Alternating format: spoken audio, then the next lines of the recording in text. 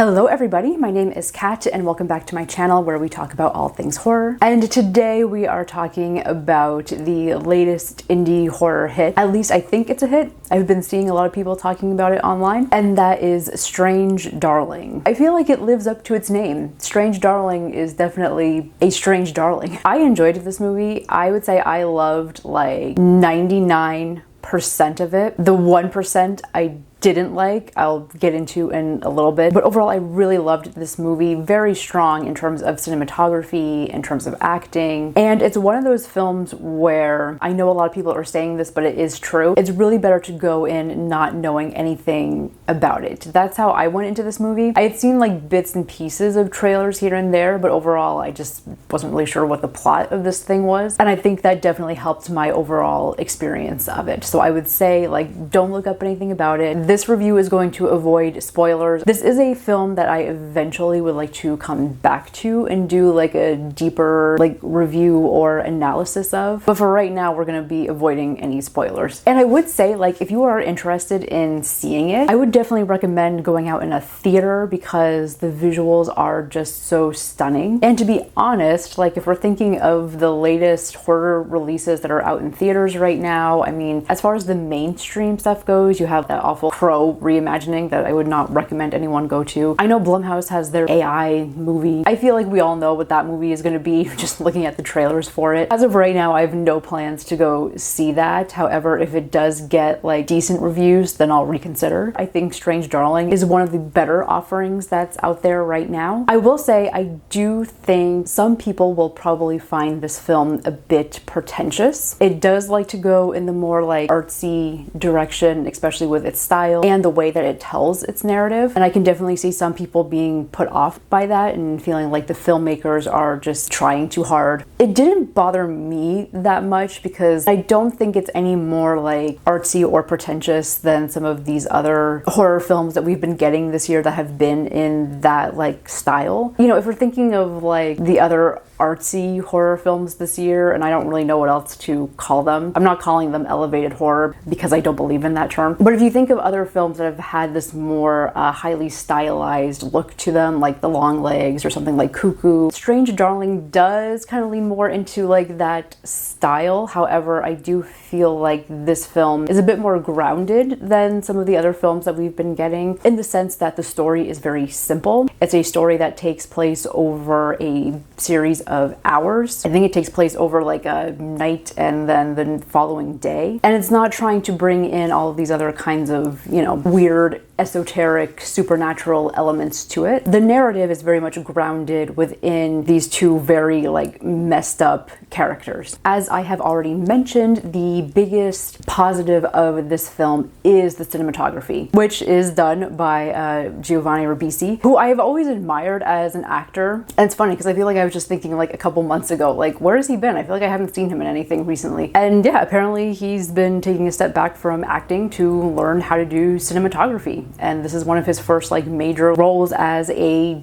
director of photography. And he does such an amazing job. Like, I loved the visuals of this thing so much. It just has this very like, yes, classic film feel, but it's also like this very like soft imagery while also still being very colorful. Like the colors in this thing really pop, especially when they're out in like nature and you just see like the surrounding woods and you have a lot of like the greens. There's one point where one of our characters is running away from the other and they stumble upon this house of this couple, and we're following this character as they're outside this house, and there's like flowers everywhere, and again just all this like luscious like greenery, and like the colors of the flowers are just popping. Some of the nature shots in this thing are definitely giving In a Violent Nature from earlier this year a run for its money. You have other scenes, like there's a scene of them sitting outside of a motel and they're in a car and there's this blue neon lighting that's just like blasting into the car, and it's just giving everything this like blue tone to it. It does feel like something that you would see in like a European like art house film. I don't know how else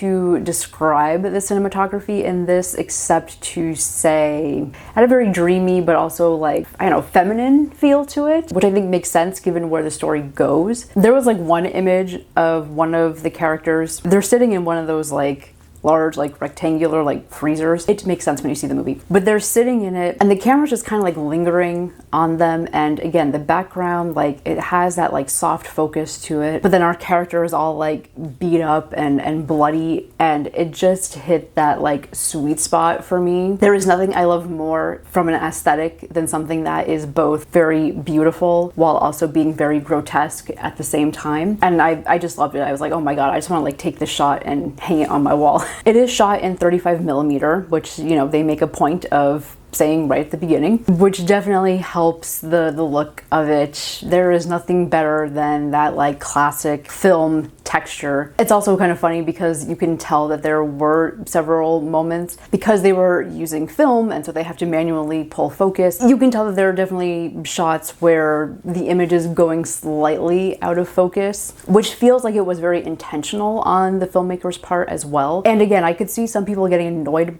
by that. I personally enjoyed it and I felt like it fit the overall tone of this movie, which is trying to be very disorienting and very much trying to give you as the audience that feeling of like you have no idea what's going on at any given moment. I mean, of course, we're not getting like the full 35mm effect. I'm sure that most people are seeing it being screened digitally, but it still retains enough of that like film look that it does make for a very enjoyable viewing experience. As I said, this pays homage to other films, both aesthetically, but also within the narrative. Obviously, this is pulling a lot from like the slasher films of the 70s and 80s. We've been getting a lot of that lately, although I will say I think this film does try to do its own thing. And that was another thing that I liked about it, where it's like I can see the homages, but for the most part, it didn't feel like they were just trying to copy and paste from other horror films. It didn't feel like it was being derivative of the horror films that it was homaging. It was doing its own thing. It was keeping within its own style. It was keeping within its own story. The only part where I got that was at the very beginning. They do a text crawl that's very similar to what you see at the beginning of the original Texas Chainsaw Massacre. I see what they were going for, but I don't think it was necessary. At the same time, like, I do wonder if they put it in there because of the character's psychology. We specifically have one character that is clearly going through like delusions. They also admit that they watch a lot of true crime, and then they say at the beginning of the text crawl that this is a reimagining of the serial killer that you're following in the film. This is a dramatization of the true story of the final known killings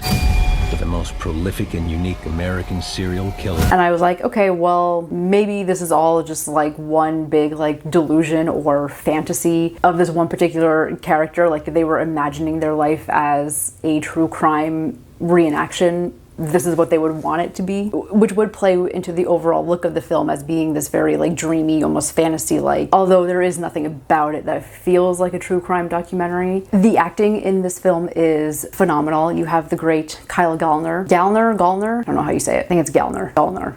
He's amazing. I have loved him since I first saw him in The Haunting of Connecticut, all the way back in, 2008, 2009. He is always an actor, like, for me, whenever he shows up, I just get excited because I feel like he just elevates whatever he's in. And I know some of the stuff he's been in has not been great, but he's really good in this film. He's very much playing a duality type character, right? Where sometimes he comes off as like super creepy and scary, but then other times he comes off as more just like friendly and playful. And I think he plays both of those roles really well. He's just fantastic in this film. And then I think as far as like acting standouts here, Willa Fitzgerald, who plays our other protagonist, I didn't know much about her going into this film. I don't even know what else she's been in, but she has quickly risen to like the top of my list as far as actresses that I want to keep a lookout for, because she was phenomenal in this movie. And again, very similar to Kyle Gallner. There were times where I was watching her and I was like rooting for her, and then there were other times where it was like I just like freaking hated her. So again, I'm playing on this like duality of character. She is definitely a rising star. She is definitely someone to keep watching, and I'm very curious to see what other projects she will take on after this. There's one like long sequence that she has where the camera is just kind of staying on her and on her face. We've been getting a lot of horror films lately that have scenes in which you have the camera just like straight on the main actress and then just letting them go crazy and act the hell out of the scene, right? If you think of something like Sydney Sweeney in Immaculate, or like The First Omen had a similar scene, even thinking like a few years back to Pearl, right, with that ending sequence and it's just Mia Goth's face as the credits roll up and it's like super creepy but also awesome at the same time. Willa Fitzgerald has one of those moments in this film, and I feel like it's going to be up there when we're thinking of these great like contemporary female performances. The camera is just like staying on her face and she's just communicating everything with like just these small like visual ticks, and it was very impressive. I also loved her look. There's one point where she gets kind of beaten up and then she has like a bandage that's put around her head, and that look very much reminded me to what we just saw recently with something like Hunter Schafer's character in Cuckoo. This has just been a really good year so far for women characters that are beat up,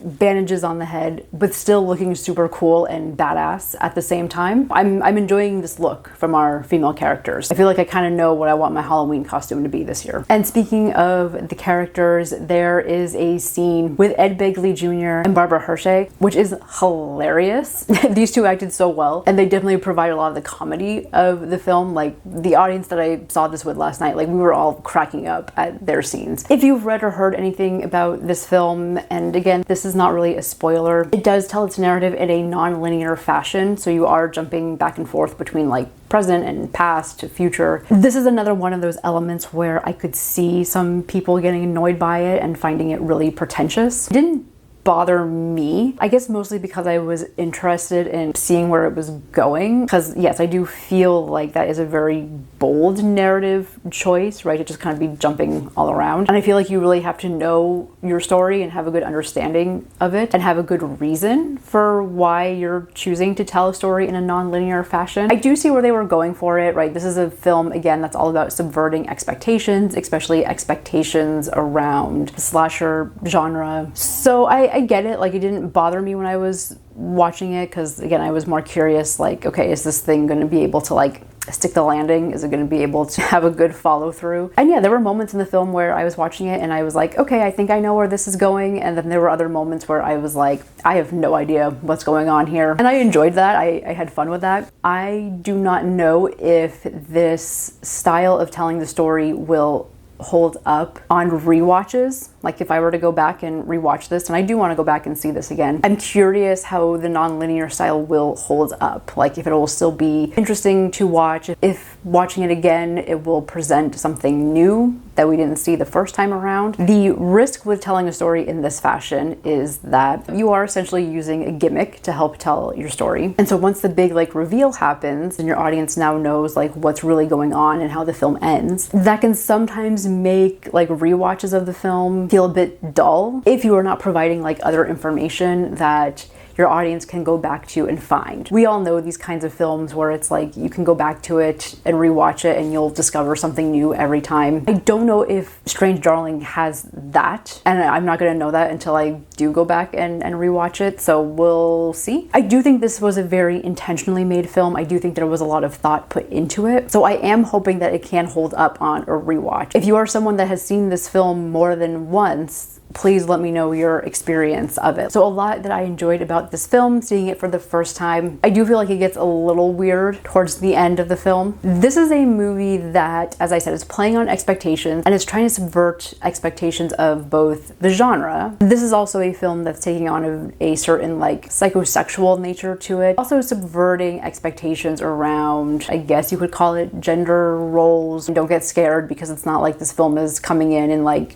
trying to give you a lesson on anything, but because it is trying to be subversive, and again, I'm trying to avoid spoilers here, there are times in the film it does get into some like murky moral areas. Here's my thing with it, is that I wasn't even like angry or upset at where they decide to take the two characters in this film. I was just complaining in my last video about the new Crow movie and how all the characters in that, especially the villains, were so bland and boring and just like typical villains that we see in all of these kinds of films. This film does the opposite. This film is definitely taking chances. I could see how some people would go into this film and find some of the choices that some of the characters make and some of the choices that the film makes and some of the commentary that it makes to lean more on the misogynistic side. There were some moments towards the end where I started to feel a little bit uncomfortable, but again, my problem wasn't with the characters and the characters' choices, because I was looking at it and I was like, well, if this was real life, yes, these characters would be making certain choices or behaving in a certain way or trying to make a scenario look a certain way in order to manipulate the situation or get others to feel sympathetic for them. I think what I had the problem with is there's a certain point where you're having other characters come in,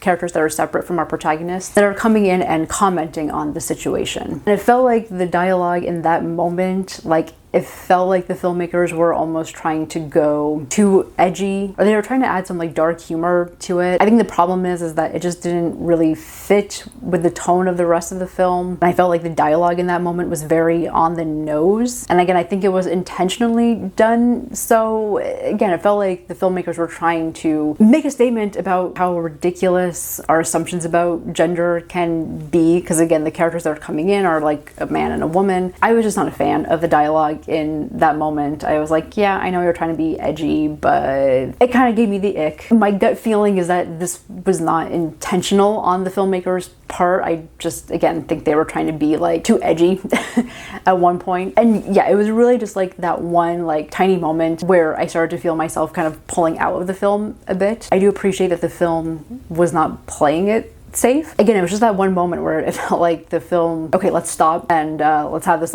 conversation.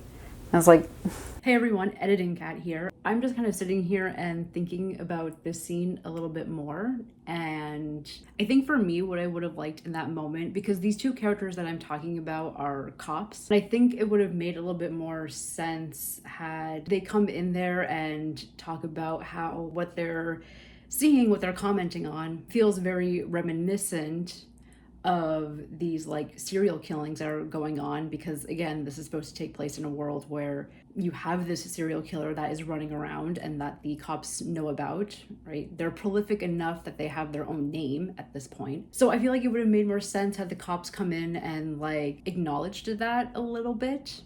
And I think it would have made a little bit more sense as far as their back and forth. What we do get is just this very kind of stereotypical dialogue of the older male cop coming in and yelling at the younger female one and calling her a dumb bitch. And then you have the female cop coming in and being like, oh, well, you don't respect me because I'm young and I have a vagina. And it's like, okay.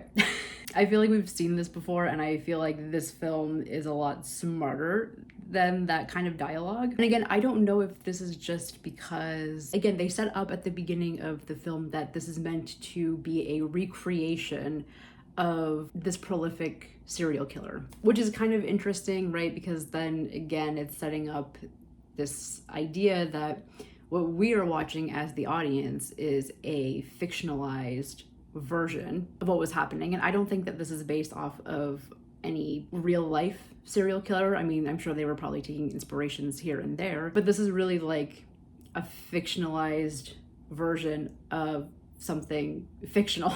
All of that to say, because they are setting up that what we are watching is meant to be a creation of someone else, maybe that's trying to comment on the way that mainstream film or television will try to bring in these gender commentaries, and often done very poorly and often done to no service of the story. I don't know if that's what they were going for there. If that was, I wish they had been a little bit more tongue-in-cheek with it, or maybe a little bit more winking at the audience, because the way that it came off just felt a little bit mean-spirited, which, given some of the other stuff that was happening in that scene, I think that's why I kind of felt uncomfortable at times. But I know I'm still thinking this over. If you've seen the film, you know what I'm talking about. So please let me know what your interpretation was of that scene. So besides that small scene, I would give this film a 10 out of 10 because it did have these elements that I feel just didn't work. I'm going to give it 9.6, 9.7 out of 10. I did really enjoy it on my first watch. And again, I think a lot of that had to do with I just had no idea what this film was or where it was going to go. I'm very curious to see how I will feel rewatching it again. But as I said at the beginning, I think if you're interested interested in this, if you're looking for something that feels new and fresh, and that's at least trying something a little bit different, give the film a shot. So those are my thoughts right now on Strange Darling. Again, I want to dive deeper into this film at some point. I feel like I'm still like processing in it. I'm recording this like the morning after I saw it. So